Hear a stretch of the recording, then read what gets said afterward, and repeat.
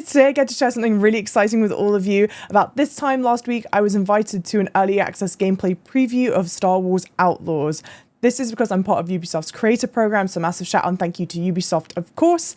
In this preview, we got remote access gameplay of about 3 or 4 hours of Star Wars Outlaws, and we got to explore 2 of the 5 announced worlds in the game. Tashara, a dangerous savannah moon shaped by strong winds and a hotbed for crime and corruption, and Kijimi, a frozen cold planet where the Ashiga clan crime syndicate have ruled for generations. During this about 3 to 4 hours of gameplay, we had a handful of missions that we could play. The missions on Tashara were a bit more open world, there was a little bit more opportunity for us to explore, and then the mission in Kijimi was much more on rails for our gameplay. That's not to say that the game is on rails when you play it, it's just the way that Ubisoft set up the gameplay demo so that creators who had an opportunity to play early had the ability to play a little bit of a mixture of things. It was actually really interesting. I was not given a code, like I wasn't able to download the game on my computer, which makes sense. They want to keep things safe and secure. And so instead we had a remote gameplay session.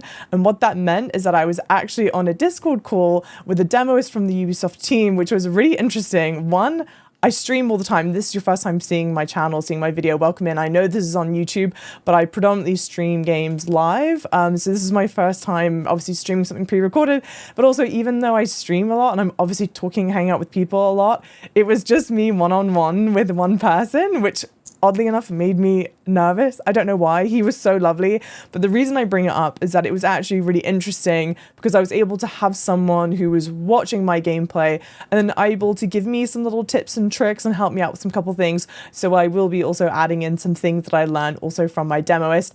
If you happen to be watching this, massive shout out, massive thank you to you because you were so pleasant and lovely. From my gameplay preview, I have a list of things that I have learnt from my hands-on experience of the game that I think will set you up for success if you're on the fence or you trying to decide whether or not you want to play, or if you just want to kind of learn a little bit more. I have those tips for you, and I've decided to break that out into 3 categories: the characters, the world, and of course the gameplay. So first, to the characters. The main character that you play as is called Kay Vess.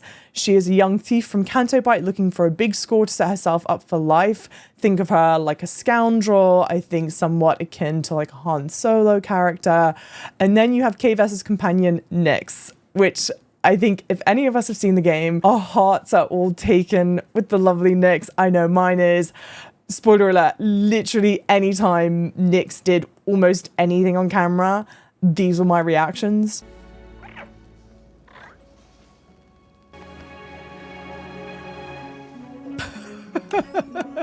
It's just so cute, I can't handle. Hit that button, buddy. Good boy. He needed my leg like a cat. Watch your back, Kay. Yes. Before we dig into the characters more, there's a little bit of setup that might be helpful. One, so that you know where this is situated in the Star Wars canon, but also just explains a little bit about me and my experience with Star Wars. This game is set between Star Wars Episode 5 and 6, which means that it is situated in the Star Wars that would have come out in the early 80s. New Hope came out in the late 70s. So that I think is important for any of you Star Wars aficionados that know a lot about the lore. You know basically the sorts of characters that you'll be running into during the game, as this is, I believe, very much canon to what happens in Star Wars. But then a little bit about me. I've seen all of the Star Wars films. My father was actually a huge Star Wars fan. Episode 5 is his favorite. So I've grown up watching the original trilogy, the prequel trilogy, and of course the trilogy that came afterwards, the most recent trilogy. Aside from that though, I've not seen the TV shows, I've not read the books. So there may be characters and names that will come up that I may even mention in this gameplay preview that you might be familiar with, and if I don't seem like I'm familiar with it, that's why. I think it could be easily understood from looking at the game just on the outside that you're playing as Kay Vess and you have Nyx as your little companion, and that Kay Vess is your sort of main person that you play as, and Nyx is just like a nice little thing to have on the side, which is true to a certain extent, but I would want to challenge that thinking, and I would actually want to say that this game is much more dual protagonist. It's actually the kind of language that I was trying to bring up when I was doing the gameplay demo, and I had my lovely demoist sort of like confirm that, basically. So what I would want you all to think is that Nyx plays a much bigger role in the gameplay loop than you would potentially want to give him credit for. Instead of thinking of Nyx as like your eagle companion in a handful of Assassin's Creed games where, yeah, there's some gameplay elements to them, and there are certain like missions or activities that you can do in an Assassin's Creed game where it's really useful to send your eagle up to do some reconnaissance. You're much more hands-on with Nyx, and the more open you are to actively using Nyx, the more you open up the gameplay to some fun and interesting combinations or opportunities. Instead, if we had to think of like other games to compare it to, which I probably will be doing a lot during this video, it's not because I think Star Wars Outlaws is derivative of other games, but I find it really helpful whenever I'm thinking of games to reframe it in terms of games I'm familiar with. So I will be referencing games I'm familiar with. As you're watching this, you may think of other games that come to mind. I would love to hear that. You can pop them in the comments below.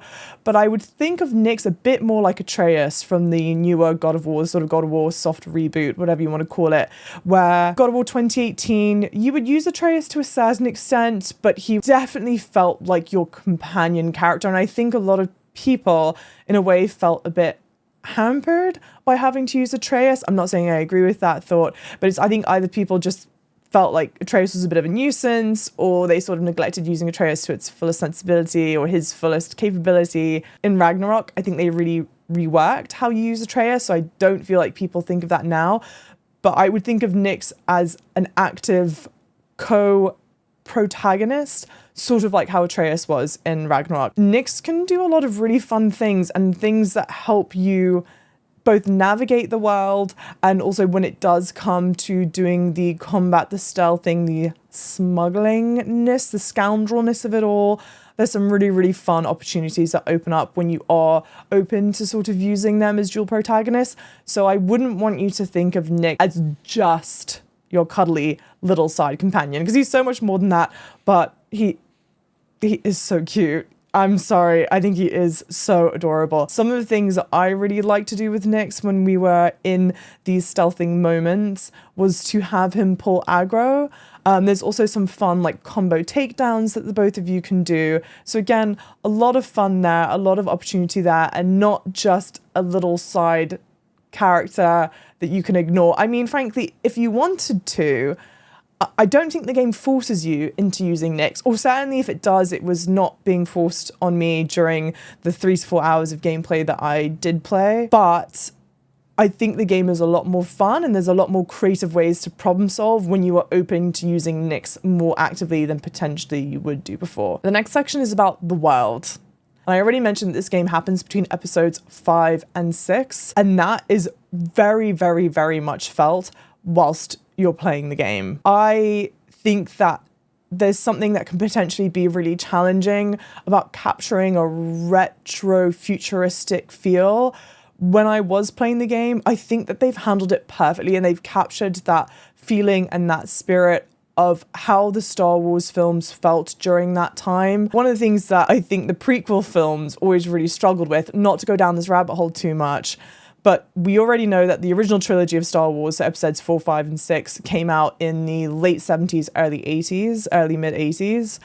And so it was very much modeled on the future, even though we know it's a fantasy world, right? But I think it's grounded in what people at the time felt like the future and space travel could look and feel like. It's obviously not like a space odyssey. It's a very different POV on what a future world could look like, or exploring alien planets could look like, but it's still rooted in sensibilities of that time. And then when you get to the prequel films, you're filming those in the early 2000s, and we know that they had to have happened prior to episodes 4, 5, and 6, but in terms of aesthetic and look and feel, it feels like a much more modern sensibility on what the future would look like at that time. And this game is not that. Frankly, when I was playing it a lot and I was feeling like really appreciative of how they've managed to capture that retro look and feel for space and for Star Wars that is very clearly part of the DNA of the original trilogy, it reminded me a lot of Alien Isolation Alien Isolation is a game that's based off of the Alien franchise. I think it's canonical, and it happens between Alien and Aliens. So Alien came out in the 70s, and Aliens would have come out in the 90s. The game aesthetically matches the feel of Alien, which makes sense because chronologically, story-wise, it would have happened just after that, but not before Aliens. Not that Aliens fell outside of the world, but Alien Isolation just did a really good job of capturing that aesthetic and vibe from the original film. And Star Wars Outlaws certainly does that. I do sort of wonder, because Kay has a bit of like a shag haircut. Shag haircuts would have been popular in the 70s. So I have a feeling or a sneaking suspicion that the creators of the game have given her a shag cut to help her fit in that world more, even though we know that this is set in the future. It's Star Wars, so shag haircuts wouldn't have necessarily been popular, but I think it all feeds into that look and feel of like, hey, this is a Star Wars world and a time that I recognize really clearly. I've talked about how they've captured the look and feel of the world, but another thing that I really do want to bring up is that it's meant to feel really, really immersive. It's an open world game. They don't want you to feel like you're on tracks. At least the vibe I got is that they don't want you to feel on tracks, and they really do want the player to insert themselves into this world and feel like they're living and breathing part of it.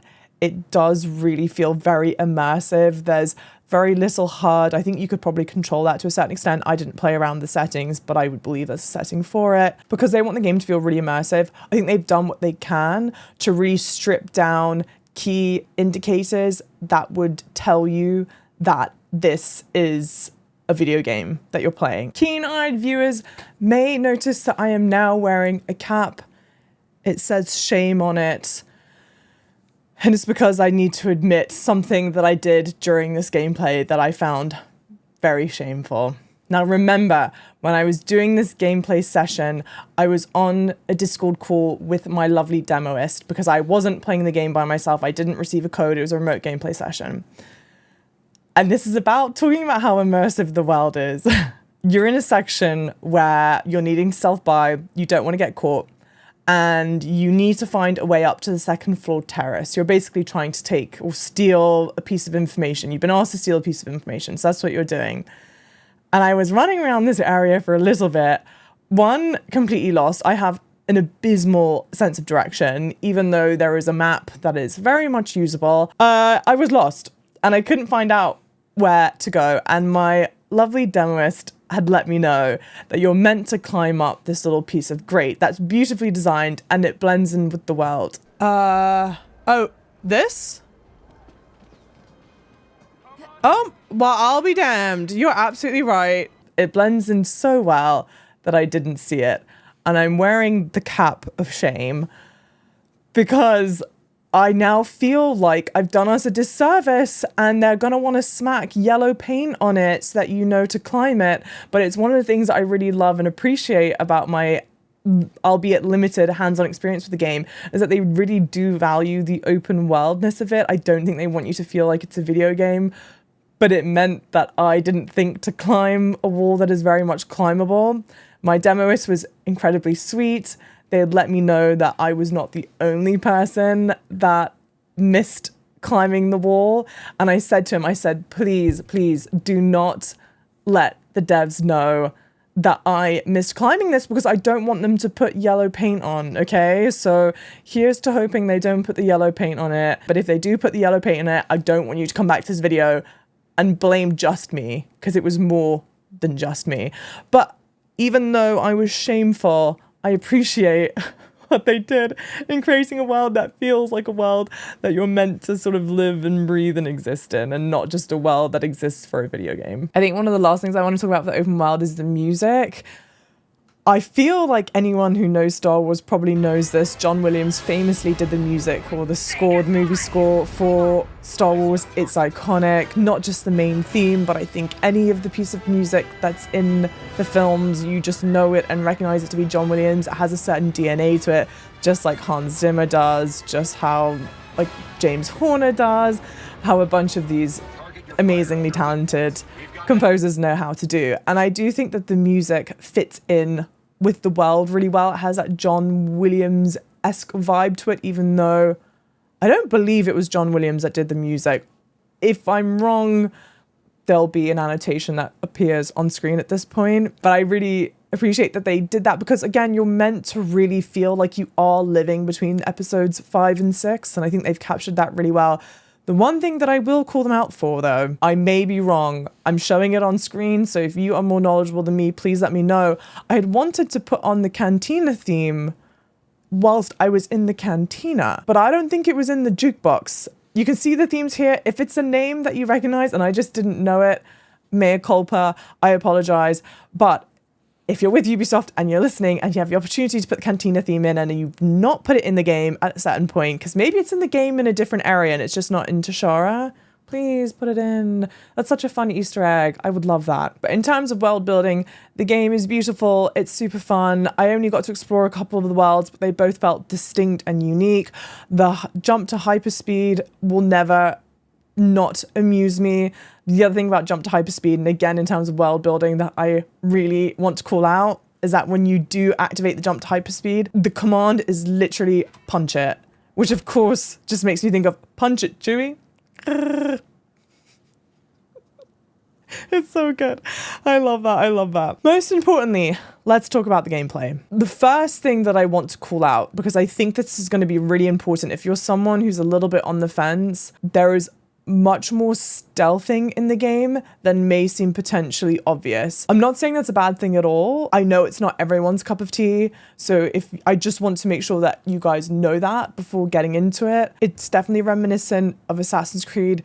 The stealthing elements in Assassin's Creed, especially earlier Assassin's Creed, I think in the more recent Assassin's Creed, maybe not including Mirage, there's a much wider freedom to play in those games where you don't actually have to stealth much. I'm thinking like in Assassin's Creed Odyssey, certainly in Assassin's Creed Valhalla. I mean, you could get through the whole of Valhalla and I think not have to do any stealthing in that game whatsoever.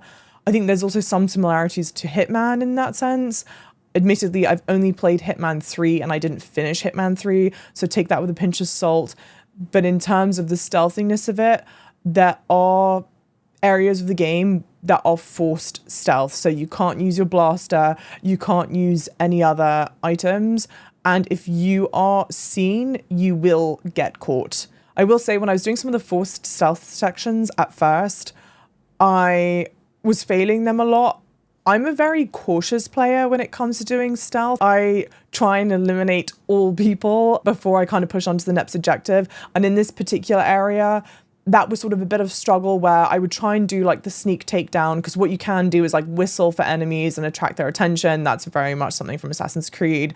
But what you can't do in this game, like you can do in Assassin's Creed, is you can't pick up the bodies and move them. So you want to be strategic with where you're taking enemies down, because they will just stay there. So what I was doing, I was hiding behind carts. I would try and whistle for them. I would try and do the takedown, but the takedown didn't happen in time and I got caught. But my lovely demos had let me know that for certain sections, the way that the stealth works is that they'll only ever come to the last point that they saw you at. So let's say you got caught behind box A, but you kind of move and push forward. They'll only ever inspect box A. So you kind of do have the freedom to push on. And again, there's a really clear indicator for the most part. If they're like just starting to see you, but they've not totally found you yet, they'll make it clear when there's a markup of, oh, you're increasing and you're going to potentially be in more trouble. In both the sections that I played, now admittedly, I didn't make it through as much of the content in the gameplay demo as I think maybe other people did, because there was part of me that was just sort of running about, exploring the world, what have you. I was playing a lot of stealthing sections, so it would start out where I was given an assignment to go retrieve the item that I was asked to retrieve, and it would start out with the forced stealth section bit, and then you'd get to a section where you had the freedom, you could use your blaster, and Kay makes a very clear, she barks something to the effect of like, okay, we can go loud now, I think is what she said. And you can start using your blaster for it. But I was surprised at the amount of stealth that's happening. Admittedly, maybe that's not that surprising. I don't know, some pieces of information for you, but just know there are stealthing sections in the game, so I know that that's a very contentious thing for players. But I found the stealth, once I got the hang of it, I found it quite enjoyable. And again, when you have Nyx as your partner, it's about finding ways to overcome the obstacles. So if you're thinking of just using Kay by herself, it might take you a bit harder, but you can have Nyx distract some of the guards. And when you get into the open sections where there's a bit more to do and it's not just the forced stealth, you can have Nyx disable alarms, help you take down enemies, set off barrels that can distract. Nyx can pull aggro so you can take people down. There's a lot more freedom there. A big part of the game is the reputation system. The idea of the game is that, again, you're sort of like the Han Solo character. You're a scoundrel, right? And so there are factions that you can choose to align yourself with. And I think this part's imperative to know. You will not just be aligning yourself with one faction throughout the entirety of the game. One, I don't even know if that's, maybe that's possible. Lord knows, maybe anything's potentially possible. But if it is possible, it's certainly not the recommended way to do things. You want to play the factions against one another, or perhaps, let's say, you need to go in and steal something from one faction group, but if you have a high reputation with that faction group, they won't be too alert to your presence in their base. So you would be aligning yourself and getting a good reputation with a faction, even though you're wanting to infiltrate and steal something for them for a different faction. So there's a lot of really fun interplay there. I also, unfortunately, cannot show this to you. I've been asked not to. But you do get some fun rewards if you level up with a certain faction for a certain amount of time. And there's specific rewards for Nyx. And this is my reaction to seeing some of that. So just know that there's a lot to be excited about. Of course, in terms of freedom of gameplay, it's quite fun to sort of dip in and out of your allegiances with certain factions, but then also for the rewards because it's so cute. So I kind of saw the faction of the game sort of like your reputation system in ODR 2, where low honor and high honor allows for different variances of gameplay, different perks, but it's much more involved and complex than that. It's not just you have higher honor or low honor.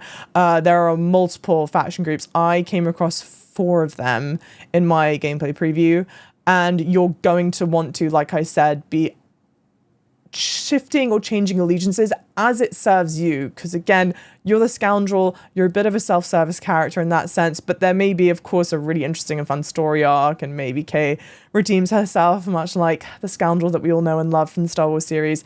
So who knows? But just know the reputation system, it was really fun from what little bits and pieces of it that I got to see. I think it's going to allow for some really fun gameplay, but then also on top of that, the freedom to play the game as you see fit. I highly doubt that you're going to see multiple gameplays of Star Wars Outlaws that are similar to one another, because there is so much to do. So don't think of it like your Jedi Fallen Order, where it's much more linear, it's much more open, the possibilities are open, again, with the way that you choose to interact with the 2 characters, Nyx and KVS, and how they interact with one another, but then also with how you choose to align yourself and how those allegiances will change over time. Other things that you can get into the game, I can't talk about this too much in depth because I didn't actually play through it, but I just do want to call out that it's here. There's lots of in-game games that you can play. I think there's cards games.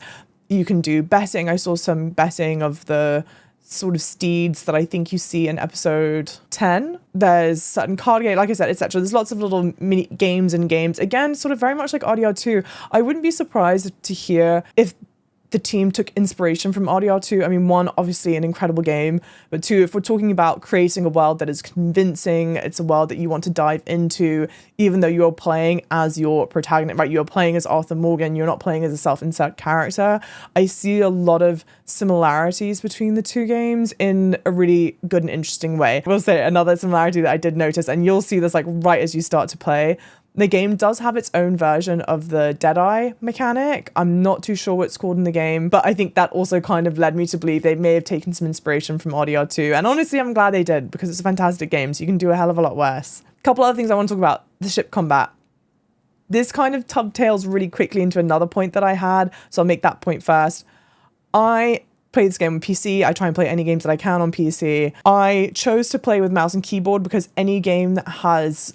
It's more of a shooter kind of game where you're using a gun as like your primary weapon, so it's not a melee game. I like to play mouse and keyboard, so think RDR 2. I actually played mouse and keyboard because I played that when it was available on PC.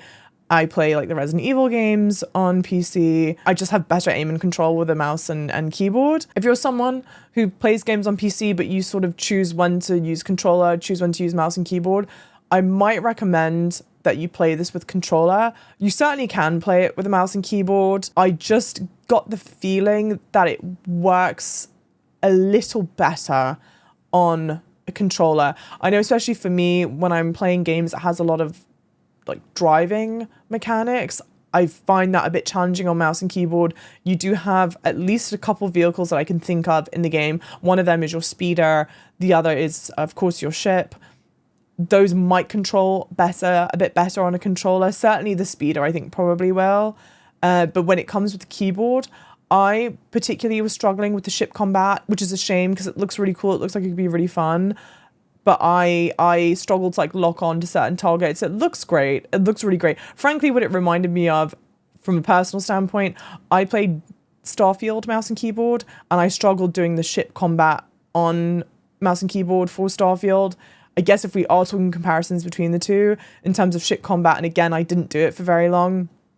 The Starfield ship combat's very involved. I remember there's certain levels that you need to pull to increase output here or decrease output here or increase your shields, what have you. The ship combat is much more simplified in Star Wars Outlaws, or at least it was at the time that I played at. Again, I'm sure there are inevitably a handful of upgrades that you get for your ship, etc. But it felt much more easier and intuitive, where for Starfield, and again, this is totally personal preference. I'm sure there are many people that loved how involved the Starfield ship combat was. But for me, whenever ship combat came up, I was going, oh God, here we go. So I appreciated that at least. The last thing I want to talk about when it comes to gameplay are just some really interesting things. And this is the last game that I'm going to compare it to. Again, I feel like comparisons just make things easier to understand a bit, I hope. For anyone that's played Baldur's Gate or games like Baldur's Gate, there are things that you can do in the world, conversations that you can have, activities that you can do that may seem really innocuous, but they have outcomes later on in the game. So decisions that you make early on that may seem a bit trivial actually have some sort of great importance down the line. There's a storyline that happens there. And I am sort of getting the vibe of that with Star Wars Outlaws as well. I was given the opportunity on Tashara to give a man some money to gamble with. Frankly, I don't know why I did that. In hindsight, I realized that maybe that wasn't a very good idea, but I had a lot of credits. And so I thought, why not? Because maybe we'll both win big. I don't know. But he made the comment, come back later and check it out. So I assume that there's some really fun things that you can happen in the world if you want to come back and check certain things out. I think that'll probably do it for today. These are just my initial thoughts on the game, having only had about 3 to 4 hours hands-on playing it. These are the things that I sort of felt were most important, things that might help either you shape your opinion on the game or get a better understanding of the game as we go in the lead up towards the game release, or if you're someone who's on the fence and wanted to know a bit more about it, I hope that that's helpful. If you have any particular questions about the gameplay, maybe things that I didn't cover, please pop them down in the comments. I'd love to know what you guys are interested in. I would like to make more videos like this.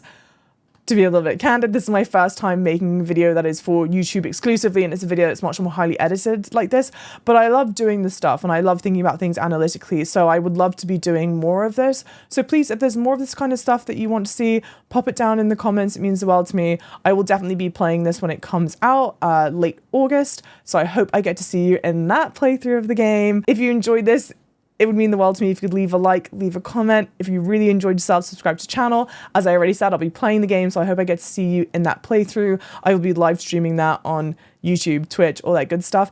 And also, if you feel up to it and you really like this, tell a friend. It's super helpful to me, and regardless, I'm appreciative that you're here and you made it to the end of the video. I have my socials all down in the description. Would love to have you follow me there. And I will see you either in my playthrough of Star Wars Outlaws, or if you guys have enough questions, I'll do a follow-up video to this where I can answer some of those. Okay? See you.